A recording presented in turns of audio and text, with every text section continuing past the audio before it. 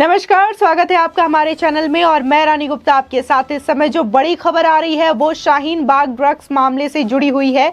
NCB ने एक और खुलासा करते हुए बताया कि एक आरोपी को उन्होंने पकड़ा है शाहीन बाग ड्रग्स मामले में। आपको बता दें कि पिछले दिनों शाहीन बाग एरिया में एनसीबी ने रेड करी थी और वहां से तकरीबन 50 किलो की हेरोइन जब्त की थी। इसी के साथ ही साथ कैश भी बरामद किया था और नोट गिनने वाली मशीन भी बरामद की गई थी। आपको बता दें कि ये जो पूरा मामला है वो शाहीन बाग इलाके से जुड़ा हुआ है और ये भी बताया जा रहा है कि जिस तरीके से ये पूरा स्कैंडल था वहां पे, उसका जो मास्टरमाइंड है वो दरअसल तालिबानी बताया जा रहा है और ये दुबई से बैठ करके सारी चीजें ऑपरेट करता था। वहीं अगर बात करें केजरीवाल सरकार की, तो केजरीवाल का खालिस्तानियों के प्रति हमेशा से कहा गया कि एक सॉफ्ट कॉर्नर रहा है और ये चीजें कहीं ना कहीं सामने आती हुई भी दिखाई दे रही है। आपको बता दें कि जिस तरीके से हिमाचल में साल के अंत में इलेक्शन होने वाला है, तो वहां पे ये चीज पाई जा रही है कि हिमाचल प्रदेश में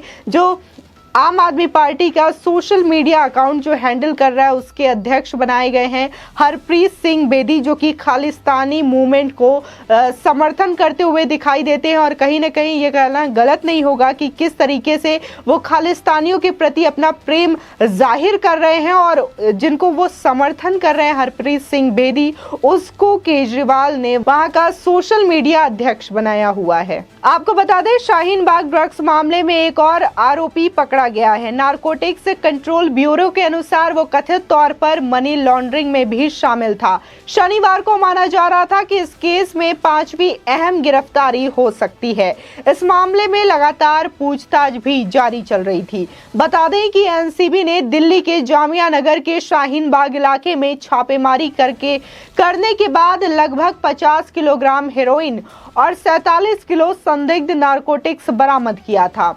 साथ ही 30 लाख रुपए कैश और नोट गिनने की मशीन भी वहां से बरामद की गई थी। वहीं पुलिस ने इस दौरान एक शख्स को गिरफ्तार किया था। पुलिस के अनुसार दवाओं को बैकपैक और जूट के बैग में छिपाकर रखा जाता था। साथ ही किसी को शक न हो इसके लिए इन्हें फ्लिपकार्ट और अन्य ई कॉमर्स कंपनियों के पैकेट से पैक भी किया जाता था। साथ ही अधिकारियों की माने तो उनका कहना है कि हाल ही के दिनों में दिल्ली में सबसे बड़ी नशीले पदार्थों की बरामदगी में से ये एक है। वहीं आपको बता दें कि इस केस में जानकारी सामने आई थी कि कैराना शाहीन बाग ड्रग्स कनेक्शन का मास्टरमाइंड दुबई में बैठा तालिबान है। खबर थी कि शाहिद अहमद उर्फ बड़ा अहमद है जो पूरे ड्रग्स नेक्सस का मास्टरमाइंड है।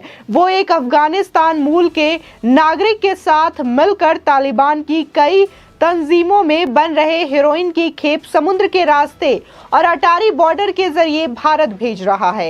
इससे पहले शाहीन बाग से गिरफ्तार हैदर ने एनसीबी पूछताछ में खुलासा किया था कि शाहीन बाग जैसे कई ठिकाने दिल्ली, एनसीआर और देश के कई राज्यों में बनाए हुए थे। ये सब दुबई में बैठे शाहिद के इशारों पर होता था। वहीं शाहीन बाग से गिरफ्तार हैदर सीधे शाहिद से फोन पर बातें भी किया करता था। आपको बता दें करीब 8 साल से शाहिद कपड़े के बिजनेस के सिलसिले में दुबई में सेटल है, जहां उसकी मुलाकात तालिबानी तंजीमों से सीधे जुड़े और अफगानिस्तान के बड़े ड्रग्स कारोबारियों से करीबी एक अफगान मूल के नागरिक से हुई। इसके बाद हैदर कैराना से गिरफ्तार फरीद अहमद और दोनों अफगान मूल के नागरिक शाहिद के इशारे पर काम कर रहे थे। मूल रूप से उत्तराखंड के टिहरी के रहने वाले फरीद अहमद और शाहिद अहमद हैदर के भी कुछ रिश्तेदार टिहरी के हैं, जिसके कारण हैदर पहले अहमद और फिर शाहिद के संपर्क में आया। वहीं आपको बता दें जिस तरीके से ये पूरा स्कैंडल पकड़ा गया, जहां पर इतनी बड़ी मात्रा में ड्रग्स शाहीन बाग इलाके में पकड़ा गया, ये वही शाहीन बाग है जहां पर एक समय में CAA का विरोध करने के लिए यहाँ पे मुस्लिम महिलाएं बैठा करती थी और न जाने वहां पे कैसे जो सारी चीजें हैं वो उनको सप्लाई किया जाता था और जो चीजें सामने आती थी कि ये शाहीन बाग पर बैठी तो है, लेकिन इसके पीछे जो चीज़ें हैं वो कैसे मैनेज हो पाती है, क्योंकि वहाँ पर लगातार जो लोग बैठे थे वो दिन रात वहाँ पे बैठ करके धरना प्रदर्शन किया करते थे। इसके बावजूद वहाँ पर आपको बता दें कि जो महिलाएं वहां पर बैठा करती थी दिन रात प्रदर्शन करने के लिए, इसके बावजूद जो सारी चीजें हैं वो मैनेज किया जाता था। और नाम का ये धरना प्रदर्शन था, सीए का विरोध किया जाता था, एनआरसी का विरोध किया जाता था, लेकिन इसके पीछे जो मंशा थी कुछ और ही थी। यहाँ पे रोज पार्टियां चलती थी, इसी के साथ ही साथ बिरयानी की भी दावत होती थी, ये भी चीजें सामने आई थी। वहीं अब शाहीन बाग को लेकर के एक नया मामला सामने आया है कि किस तरीके से वहां पे इतनी बड़ी मात्रा में ड्रग्स पकड़ा गया है। आपको बता दें कि इस मामले में बीजेपी नेता कपिल मिश्रा का भी बड़ा बयान सामने आया है। दरअसल कपिल मिश्रा ने अपने ट्विटर पर एक वीडियो शेयर किया और उन्होंने कहा कि शाहीन बाग में जो ड्रग पकड़ा गया है इसका आतंकी कनेक्शन निकला है।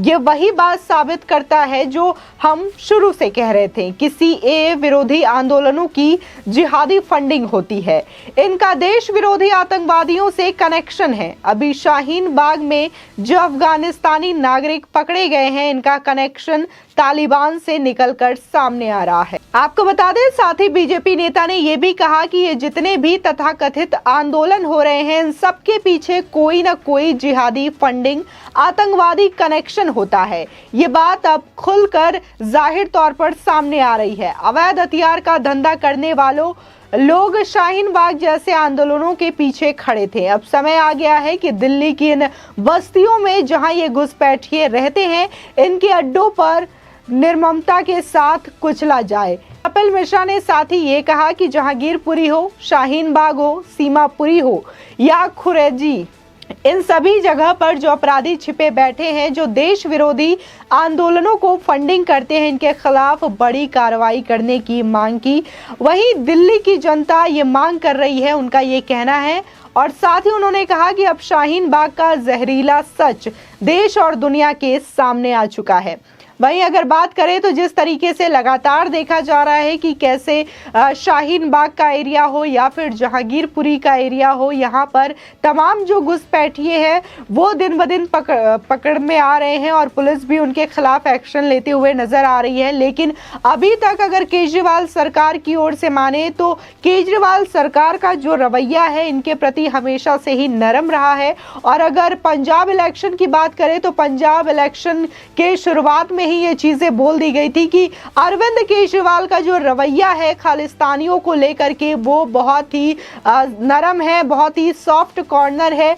और ये चीजें जो है कुमार विश्वास ने भी कही थी इलेक्शन से पहले, उन्होंने आगाह भी किया था कि अरविंद केजरीवाल का कनेक्शन कैसे खालिस्तानियों के साथ है और कुछ खालिस्तानी नेता तो उनके आवास में आते हैं और उनसे मिलते भी हैं। आपको बता दें कि मेजर सुरेंद्र पुनिया ने एक ट्वीट शेयर किया और लिखा कि वेक अप इंडिया, केजरीवाल ने खालिस्तान का समर्थन किया है, क्योंकि खालिस्तानियों का समर्थन करने वाले और खालिस्तानियों के लिए अलग से देश की मांग करने वाले हरप्रीत सिंह बेदी को उन्होंने आम आदमी पार्टी हिमाचल सोशल मीडिया का अध्यक्ष बना रखा है।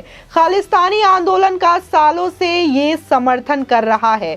साथ ही उन्होंने कहा कि खालिस्तान की मांग संवैधानिक अधिकार है, ये चीजें कहना है हरप्रीत सिंह बेदी का और उनका समर्थन करते हुए दिखाई दे रहे हैं दिल्ली के सीएम अरविंद केजरीवाल। तो कहीं ना कहीं ये चीजें जो है खुल करके सामने आ रही हैं और जो चीजें कही जा रही थी पंजाब इलेक्शन से पहले कि खालिस्तानियों का कितना दबाव और कितना समर्थन अरविंद केजरीवाल करते हुए दिखाई देते हैं, तो वो भी चीजें साबित हो रही है। जिस तरीके से उन्होंने हरप्रीत सिंह बेदी को वहां का अध्यक्ष बनाया है, सोशल मीडिया का अध्यक्ष बनाया हुआ है, और जहां पटियाला में ये चीजें देखने को मिली कि किस तरीके से खालिस्तानी मुर्दाबाद का जब नारा लगाया जाता है तो खालिस्तानियों की भीड़ आक्रामक हो जाती है और उन्होंने काली मंदिर में भी आक्रमण किया, वहां पे जो लोग मौजूद थे उस पर पत्थरबाजी भी की और साथ ही वो तलवार लहराते हुए भी नजर आए थे। और ये चीजें कही जा रही है, तमाम जो नेता हैं इसके बाद चाहे वो बीजेपी का हो या कांग्रेस का हो, तमाम लोगों ने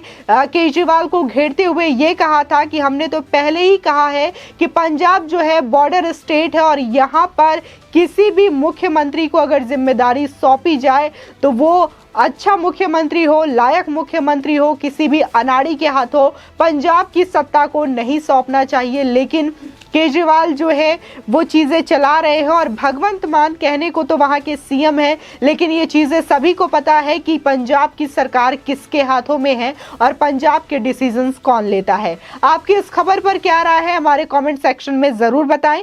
आगे की और भी अपडेट के लिए चैनल को सब्सक्राइब करना ना भूलें।